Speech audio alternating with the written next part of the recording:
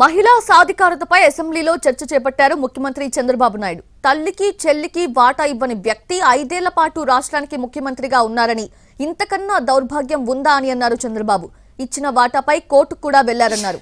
ఆ వ్యక్తికి మహిళల గురించి మాట్లాడే హక్కు ఉందా అని ప్రశ్నించారు చంద్రబాబు.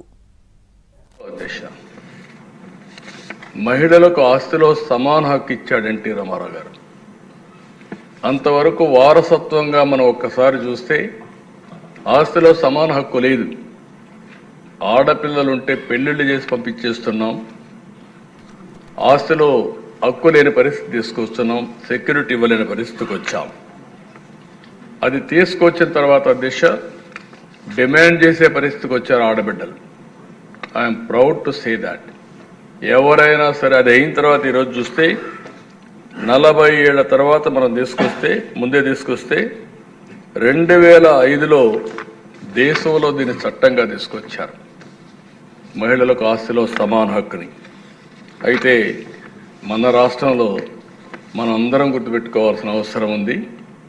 తల్లికి చెల్లికి ఆస్తిలో వాటా ఇవ్వని వ్యక్తి నిన్నటి వరకు ఈ సభలో కూర్చొని ముఖ్యమంత్రిగా ఉన్నాడంటే ఏ విధంగా సభవో నాకైతే అర్థం కావడం లేదు.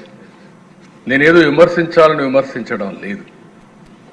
ఇచ్చిన వాటాల మీద కోర్టుకు పోయి అది కూడా ఇవ్వను అనే పరిస్థితి వచ్చారంటే ఇంకా ఆస్తిలో సమాన హక్కు మీద మాట్లాడడం కానీ, మహిళల గురించి మాట్లాడే హక్కు అలాంటి వ్యక్తులకు ఉంటుందా అని అడుగుతున్నాను అధ్యక్ష.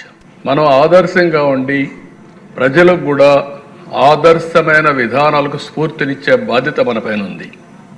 అలాంటి వ్యక్తులు తల్లికి కూడా నేను వాటాలు ఇవ్వలేదు, లేకుంటే నేను మార్చుకుంటున్నాను, ఇది నా వాటా అని చెప్పే పరిస్థితికి వచ్చారంటే చాలా బాధేస్తుంది.